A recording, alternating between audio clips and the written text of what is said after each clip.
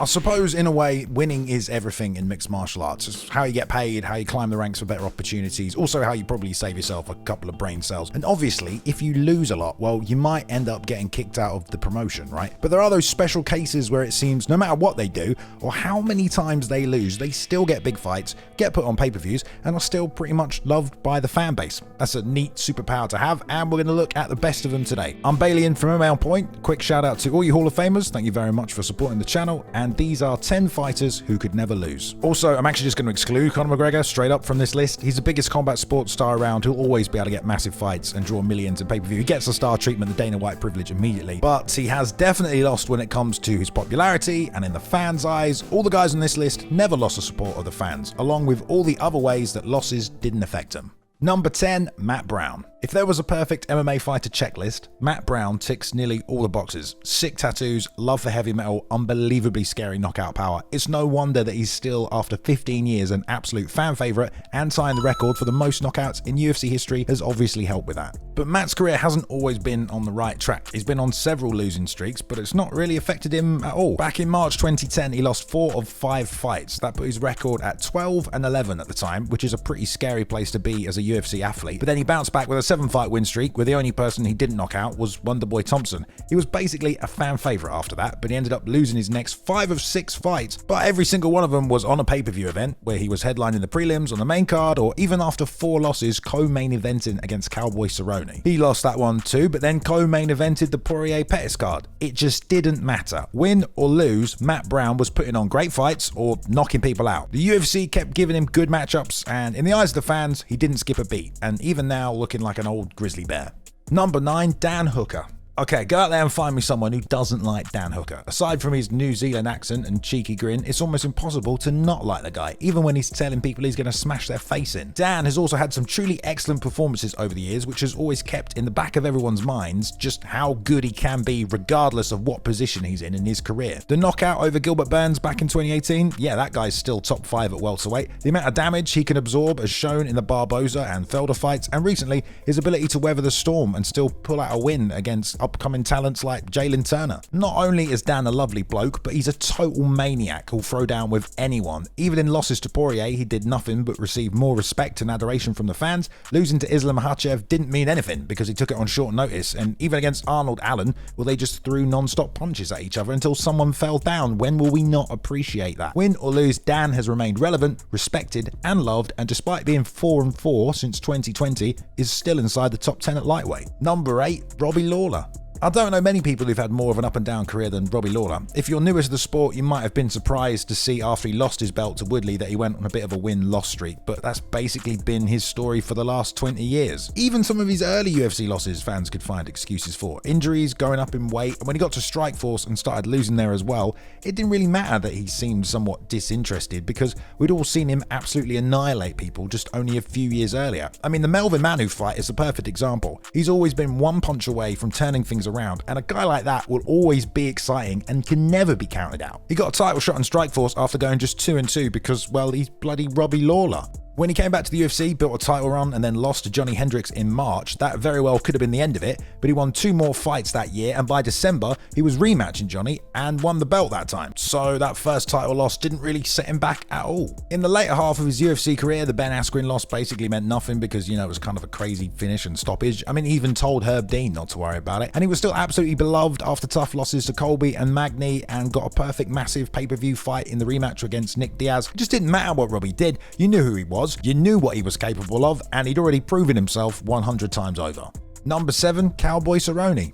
So you want to be a cowboy, baby? Name's Lucius Cowpussy, and I'm a horse-humping outlaw. Well, you better be ready to fight 5 times a year against anyone and everyone, and if you can't pull head kicks and triangle chokes out of your saddlebags, then you're probably not going to have a very long career. But Donald Cerrone did. He high plains drifted his way through the UFC lightweight and welterweight division for 12 years, and any guy who can get that many performance and finishing bonuses is someone that, no matter who they are up against, pretty much always has a chance to win. And that was a sentiment going going back through Cowboy's career. Sometimes he would lose in the big fights and be knocked back down on his way to the title, and he only got one chance to fight for the belt in his entire UFC run, but he remained an absolute fan favourite. Now, you really have to look at the end of Cowboy's career to see how losses affected him, because honestly, he didn't lose that much for the most of it. Now, the reason Cowboy's on the list and someone like Tony Ferguson isn't is because when Cowboy started going on 3-fight losing streaks, he was able to shake it off and turn things around, even change weight classes and continue on his merry way like those 3 losses never happened at all. He got that massive high-profile McGregor fight on the back of 2 losses because he was so liked by the fans and he was going to put on a show. Maybe also because they thought Conor could beat him. After losses, Cowboy never kept getting title shots, but he certainly never lost any respect or adoration in the fans' eyes, and he was always given big, high-profile fights on big platforms.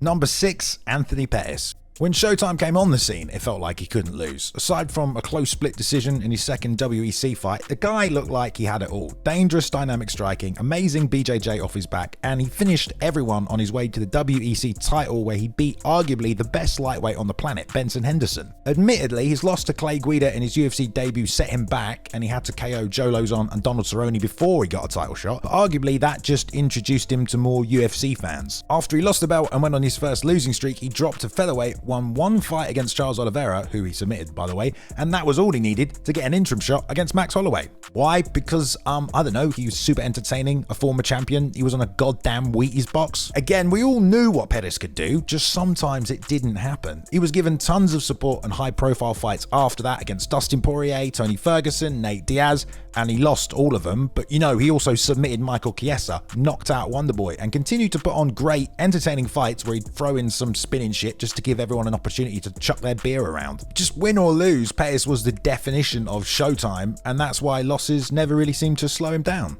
Number 5, Kevin Holland. I love the statistic that since Kevin Holland joined the UFC, no one has taken more fights than him. In 5 years, he's had 20 fights, okay, and I double checked that a few times because that just doesn't seem possible, but yeah, he's been fighting absolutely everyone in 2 different weight classes. And yeah, that's definitely part of why he's popular, because he stays active, and if there's one thing fans hate, it's their favourite fighter just never fighting. But Kevin has also taken every opportunity that came his way, even if he was outskilled or appeared outmatched, and it's just led to some of his best performances. The Jacare fight, where he KO'd him off his back, not only made him a fan favourite, but woke everyone up to his actual ability as a fighter. And even in losses to Derek Brunson and Marvin Vettori, they were bad performances, but he quickly turned things around by switching weight classes and then just finishing his first 2 opponents. His loss to Hamzat pretty much meant nothing, as it was super late notice, wasn't his original opponent, was outside of the agreed weight limit, and he pretty much saved the day by taking the fight. His fight with Wonderboy, he refused to wrestle, at least for the first half of it, and it was an amazing fight, so no love lost there really either. And even recently against Jack Della Maddalena, well, it doesn't really shake Kevin from his place in the division. It was a tough fight. Before you know it, Holland will probably be back on another 3-fight win streak, and one of the most powerful things about Kevin is he doesn't really seem to care about going for the title and staying perfect in his UFC run. He wants to fight and make money, so when you aren't putting the pressure on yourself that winning is everything, well, it's almost impossible to lose. Number 4, Michael Chandler. For a guy that spent the majority of his career outside of the biggest promotion, you have to look at Iron Mike and just give the man a round of applause. How many other fighters crossed over that late in their career, or even crossed over at all, and have been able to stay relevant and secure high-profile fights and paychecks for themselves, and they've not even been winning that much? I'm going to help you out here and say, well, no one. For a while there, Mike was Mr. Bellator. At 12-0, he was the lightweight champion, but then went on a 3-fight losing streak. But he stayed on their main cards, kept winning, and 2 years later he won his title back. Not many people could do that either, come to think of it, but even less people would then get a third chance to fight for a world title, but Mike did, and it's because even if he lost, he always came back stronger with conviction and a determination to again be the best in the world. I mean, Bellator gave him 3 title shots, of course, but how could you not? The guy was a knockout machine. He arrived in the UFC, got a title shot in his second fight, and unfortunately lost. He was pretty close to finishing Charles as well at one point, but you can't forget that after 3 years in the UFC, he's only 2-3. He's lost more fights than he's won, but every loss came in a fight of the night, goddamn fight of the year, where he got nothing but love from the fans, respect from his fellow fighters, and showed that it really doesn't matter because he's always going to be super dangerous and could beat anyone on any given night. That's probably why he's still ranked inside the top 5 and is at least supposed to be fighting the biggest star in the sport. Number 3, Yoel Romero. I honestly think it's quite funny looking at some of the losses Romero has had, because you can't help but look at them and go, did he even really try though? I mean, it's not because sometimes he just stands there and does nothing, or that he has this lackadaisical style, or that no matter how hard he seems to get hit, he just sticks his tongue out. But it's also because he's an absolutely world-class, phenomenal wrestler. He just doesn't really use it. So you could say some of his losses, well, even if he wrestled just a little bit, they might not even be losses. But that's not the only reason he doesn't really lose in those fights. It's because a lot of them have been super close, and because he has had such scary and highlight reel performances, well, he's just immediately given another opportunity after a loss anyway. It also helps that he looks like the most dangerous man on the planet. I mean, he lost in his first title fight against Rob Whittaker, but in his next fight, he got another shot immediately anyway against Luke Rockhold. He even missed weight for that fight, but he fought Rob again for the title, and at times he was beating up the champ, he even dropped him. So when the scorecards were a close split decision, well, no one really believed he couldn't actually beat him. He didn't lose any favour with the fans or with the UFC, apparently, because he lost again after that to Paulo Costa, and then got another title shot, this time on a 2-fight losing streak. That just doesn't happen. Yoel also seems to be living in his own world. I mean, he clearly doesn't care about losing. The fight against Izzy was weird as shit, and he definitely lost, but he was walking him down and screaming in his face by the end of it. Number 2, Nate Diaz. Well, yeah, there aren't many more popular fighters that could lose as much as Nate Diaz and still remain so relevant, so popular, and still get the biggest fights in the sport. First off, Diaz has his own code about what constitutes as a loss. Unless he gets finished, then it simply just doesn't count. If Nate is still able to walk to the center of the ring at the end of a fight, then did he really lose? I mean, yeah, he did, but not to him. And because it's such a badass thing to say, most fans have basically chosen to believe that as well. Don't get it twisted, throughout his early UFC career, Nate did lose, and those losses meant he got less pay and further away from the title picture because they didn't promote him and they didn't give him the massive pay-per-view spots he got at the end of his career. But it all started to turn around with the McGregor fight after taking a fight with a surging RDA where Nate did not look bothered at all, missed weight, and just didn't seem like he wanted to be there. He disappeared for a year and then went on his whole "you're taking everything I've worked for" campaign against McGregor. He finished him brutally, so when he lost in the rematch, well, did that affect him at all?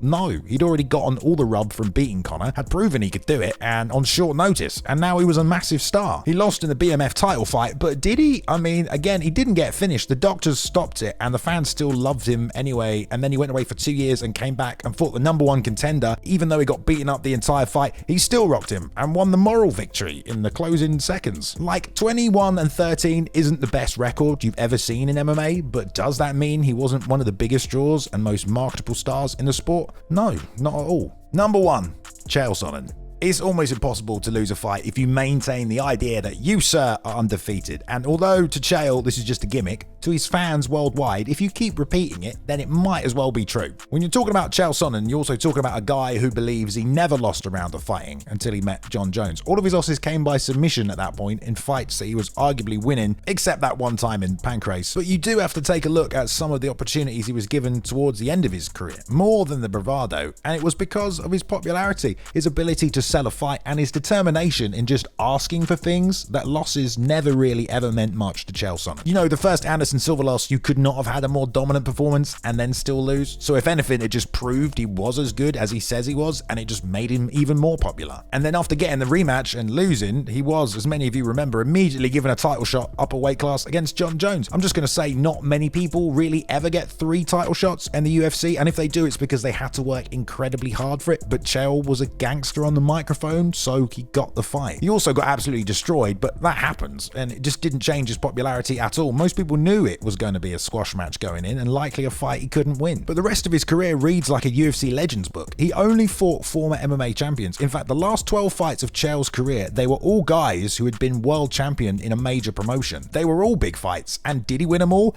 Hell no, he didn't. But he also had some pretty bad performances as well, but they didn't stop him from getting matched up with the next guy, or stop him from promoting himself as the undefeated bad guy, or in any way change his popularity among the fan base, who maintain to this day that he has never lost.